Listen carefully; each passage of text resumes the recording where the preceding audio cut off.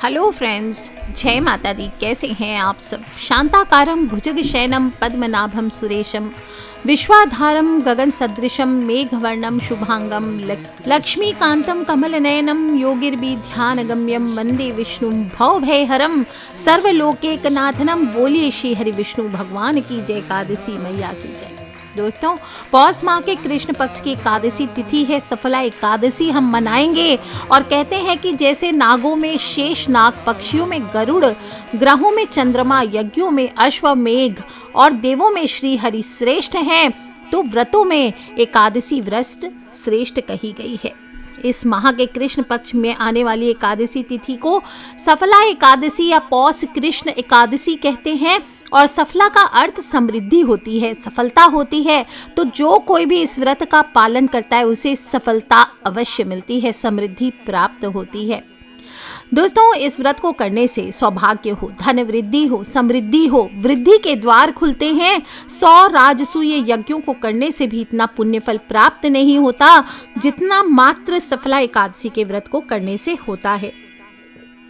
इस एकादशी के देव श्रीमन नारायण है और इस दिन श्रीमन नारायण के निमित्त अगरबत्ती हो, नारियल हो, सुपारी हो, आंवला हो, अनार हो, लौंग हो, ये अर्पित करके रात्रि में दीप दान कर जागरण किया जाता है।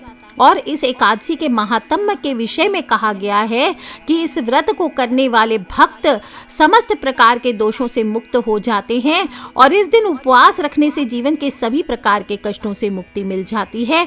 मनुष्य को बुरे कर्मों से छुटकारा मिलता है, जाने अनजाने किए गए पापों का नाश होता है।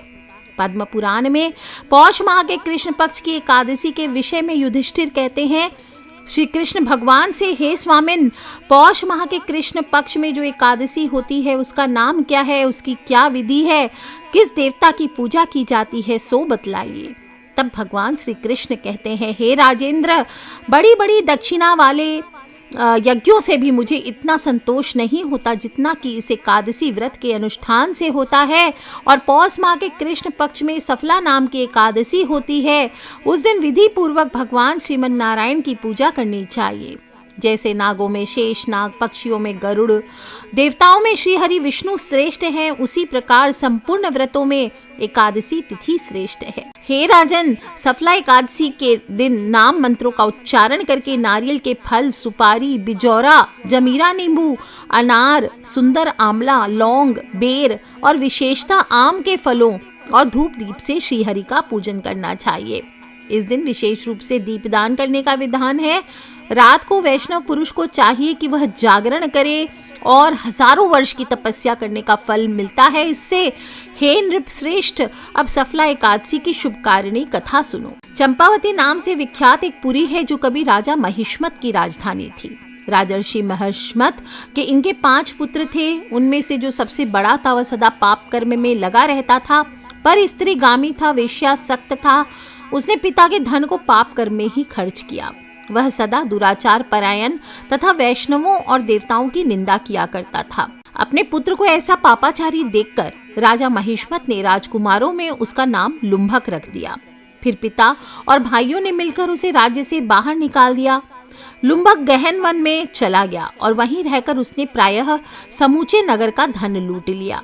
एक दिन जब वह रात में चोरी करने के लिए नगर में आया तो सिपाहियों ने उसे पकड़ लिया, किंतु जब उसने अपने आप को राजा महिष्मत का पुत्र बतलाया तो सिपाहियों ने उसे छोड़ दिया और फिर वह वापस से वन में लौट आया और मांस तथा वृक्षों के फल खाकर जीवन निर्वाह करने लगा। उस दुष्ट का विश्राम स्थान पीपल वृक्ष बहुत वर्षों पुराना था। उस वन में वह वृक्ष एक महान देवता माना जाता था और पाप बुद्धि लुम्भक वहीं निवास किया करता था। एक दिन किसी संचित पुण्य के प्रभाव से उसके द्वारा एकादशी के व्रत का पालन हो गया। पौष माह में कृष्ण पक्ष की दशमी के दिन पापिष्टक लुम्भक ने वृक्षों के फल खाए और वस्त्रहीन होने के कारण रात भर जाड़े का कष्ट भोगा। उस समय ना तो उसे नींद आई, ना ही आराम मिला और वह निष्प्राण सा सो रहा था। सूर्योदय होने पर भी उसको होश नहीं आया। सफला एकादशी के दिन भी लुम्भक बेहोश पड़ा रहा और दोपहर होने पर उसे चेतना प्राप्त हुई। फिर इधर उधर दृष्टि डालकर वह आसन से उठा और लंगड़े की भांति लड़खड़ाता हुआ वन के भीतर गया। वह भूख से दुर्बल और पीड़ित हो रहा था। हे राजन, लुम्बक बहुत से फल लेकर जब तक विश्राम स्थल पर लौटा तब तक सूर्य देव अस्त हो गए। तब उसने उस पीपल वृक्ष की जड़ में बहुत से फल निवेदन करते हुए कहा कि इन फलों से लक्ष्मीपति भगवान विष्णु संतुष्ट हो। और यूं कहकर लुम्बक ने रात भर नींद नहीं ली और इस प्रकार अनायास ही उसने इस व्रत का पालन कर लिया। उस समय सहसा आकाशवाणी हुई, हे राजकुमार, तुम सफला एकादशी के प्रसाद से राज्य और पुत्र प्राप्त करोगे। बहुत अच्छा कहकर उसने यह वरदान को स्वीकार कर लिया। उसके बाद उसका रूप दिव्य हो गया। तब से उसकी बुद्धि भी भगवान विष्णु के भजन में लग गई और दिव्य आभूषणों से सुशोभित होकर उसने निष्कंटक राज्य को प्राप्त किया और 15 वर्षों तक उसका संचालन करता रहा। उसके मनोज्ञ नामक पुत्र उत्पन्न हुआ। जब वह बड़ा हुआ तब लुम्बक ने तुरंत ही राज्य की ममता छोड़कर उसे अपने पुत्र को सौंप दिया और स्वयं भगवान श्री कृष्ण के समीप चला गया, जहां जाकर मनुष्य कभी शोक में नहीं पड़ता। हे राजन, इस प्रकार जो भी मनुष्य सफला एकादशी का उत्तम व्रत करता है वह इस लोक में सुख भोग कर मरने के पश्चात मोक्ष को प्राप्त करता है। और संसार में वे मनुष्य धन्य हैं जो सफला एकादशी के व्रत में लगे रहते हैं, उन्हीं का जन्म सफल कहा गया है। हे महाराज, इसकी महिमा को पढ़ने, सुनने तथा उसके अनुसार आचरण करने से मनुष्य राजसूय यज्ञ के बराबर फलों को प्राप्त करता है। तो बोलिए श्री हरि विष्णु भगवान की जय। जो लोग भी एकादशी का व्रत करेंगे वो दशमी के दिन से ही व्रत के नियमों का पालन करें। मांस, मदिरा, प्याज, लहसुन, मसूर की दाल, निषेध चीजों का सेवन ना करें। रात्रि को पूर्ण ब्रह्मचर्य का पालन करते हुए भोग विलास से दूर रहकर ओम नमो भगवते वासुदेवाय, ओम नमो भगवते वासुदेवाय इसका जप करते हुए शयन करना चाहिए। सुबह जल्दी उठें, घर की साफ सफाई करें। एकादशी के दिन कोशिश करें घर में झाड़ू ना लगाएं, क्योंकि चींटी आदि सूक्ष्म जीवों की मृत्यु का भय रहता है। हो सके तो कपड़ा लेकर के घर साफ कर लीजिए। मुख्य द्वार की साफ सफाई करें, उसे सजाएं, क्योंकि देवी लक्ष्मी सहित विष्णु भगवान के आगमन की तैयारियां मुख्य द्वार से ही होती है। हल्दी के जल का छिड़काव करें, रंगोली सजाएं, तोरण लगाएं। एकादशी का दिन है, सुबह दातुन नहीं करना चाहिए, ब्रश नहीं करना चाहिए। कहते हैं कि नींबू जामुन आम के पत्ते लेकर चबा लें, उंगली से कंठ साफ कर लें। इस दिन सिर्फ तुलसी नहीं, वृक्ष से कोई भी पत्ता तोड़ना वर्जित बताया गया है। जो भी आप सेवन करेंगे गिरा हुआ पत्ता लेकर सेवन करें और यदि संभव ना हो तो पानी से 12 बार कुल्ला कर लीजिए। इसके बाद स्नान करें। तीर्थों में सर्वश्रेष्ठ है तीर्थों के जल में स्नान करना। नहीं है तो घर में ही अपने नहाने के पानी में कल आपको चमेली के तेल की कुछ बूंदें और पानी में कपूर क्रश करके कपूर डाल लीजिए, इससे आपको स्नान करना चाहिए। इससे कई प्रकार के ग्रह शांत होते हैं और इसके प्रभाव से कार्यों में आ रही रुकावटें दूर होती है। घर में धन छमाछम बरसता है। स्नान करने के बाद सुंदर पीले हल्के रंग के वस्त्र धारण करने चाहिए। गहरे नीले, काले ये रंग के वस्त्र धारण ना करें। पीताम्बरधारी हैं प्रभु तो आज के दिन विष्णु भगवान को, लड्डू गोपाल को भी पीला ही पहनाया जाता है और स्वयं भी कोशिश करें पीला वस्त्र ही धारण करें। इसके बाद सूरज भगवान को 1 लोटा जल अर्पित कीजिए। उस जल के लोटे में भी कपूर आपको क्रश करके डालना चाहिए। सफ़ेद तिल हो तो सफ़ेद तिल डालिए और फिर आरती करें।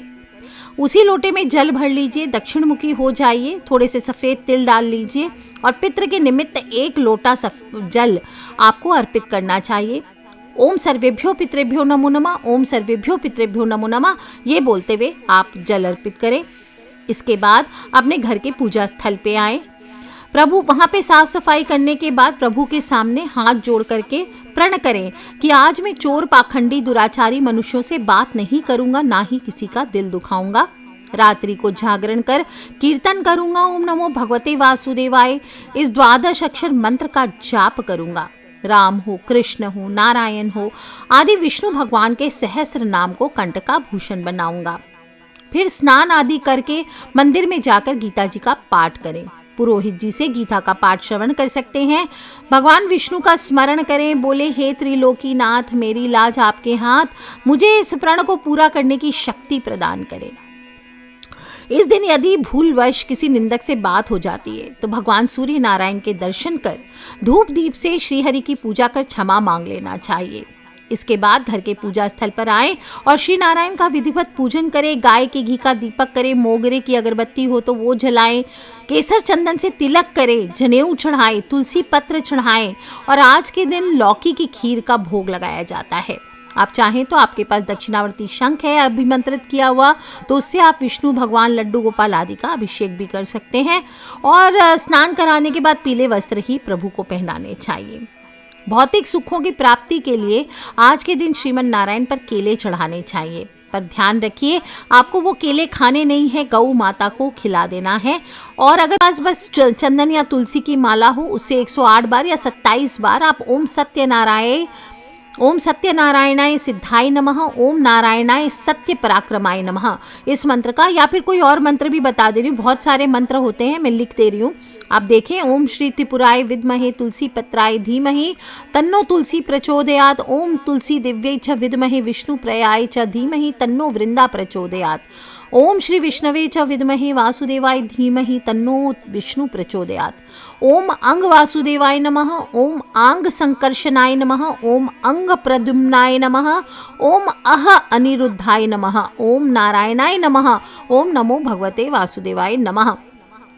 इस प्रकार से आपको बोल करके कथा सुननी चाहिए, आरती करनी चाहिए। और सफला एकादशी के दिन दीपदान जरूर करें। रात्रि में वैष्णवों के साथ नाम संकीर्तन करते हुए जागरण करना चाहिए। कहते हैं कि जागरण करने से हजारों वर्ष की तपस्या के बराबर फलों की प्राप्ति होती है। और दूसरे दिन आपको पारण करना चाहिए। द्वादशी तिथि को पारण करने की विधि होती है कि स्नान करके फिर से विष्णु भगवान का पूजन करें और भोजन बनाकर किसी ब्राह्मण को खिलाएं, दान दक्षिणा देकर विदा करें, तत्पश्चात स्वयं भी भोजन करना चाहिए। सफला एकादशी पर तामसी भोजन नहीं करना चाहिए। प्याज, लहसुन, मांस, मदिरा आदि का सेवन नहीं करना चाहिए। गुटखा भी नहीं खाना चाहिए, नहीं तो विष्णु भगवान नाराज हो जाते हैं। इस दिन आप भोजन का त्याग करेंगे, साथ ही साथ आपको अपने स्वभाव में भी अच्छाई लानी चाहिए। वाद विवाद नहीं करें, किसी से क्रोध ना करें, चुगली बुराई आदि नहीं करना चाहिए। और किसी भी प्रकार की किसी को अपनी वाणी से हो, हाथ से हो, आपको चोट नहीं लगाना चाहिए। इस दिन बाल काटना, नाखून काटना और बाल धोना स्त्रियों के लिए सभी ग्रह दोष का खतरा बढ़ा देता है, इसलिए भूल से भी इस दिन ये कार्य नहीं करने चाहिए। चावल ना खाएं, इस दिन आप चावल ना खाएं। चावल के सेवन पर मनाही है। और सीधा नमक का सेवन करना चाहिए, नमक का सेवन भी नहीं किया जाता है। दीन दुखी और असहाय लोगों को इस दिन जो दान पुण्य करते हैं, भगवान विष्णु की आराधना करते हैं, तो आपको हर क्षेत्र में सफलता प्राप्त होती है। भगवान श्रीमन नारायण का आशीर्वाद, आशीष अपने भक्त पर सदा बना रहता है। तो आप भी कीजिए दोस्तों, और अपने फ्रेंड्स, फैमिली, मम्मी पापा, भाई बहन, बच्चे, सभी लोगों से बड़ी छोटी छोटी बातें बताती रहती हूँ, शेयर करती रहती हूँ। तो आप भी सुने और अपने फ्रेंड्स, फैमिली, मम्मी पापा, भाई बहन, बच्चे सभी लोगों से इसे शेयर करते रहा करें, क्योंकि हमें नहीं पता कौन सा उपाय कब किसकी लाइफ बदल दे। So love you all friends, take care. जय माता दी, बम बम भोलेनाथ की। आप सभी को सफला एकादशी की हार्दिक हार्दिक शुभकामनाएं। इसी सच्ची कामना के साथ आज के लिए इतना ही। Take care friends, love you all. जय माता दी, बम बम भोलेनाथ। बोलिए श्री हरि विष्णु भगवान की जय, लक्ष्मी मैया की जय।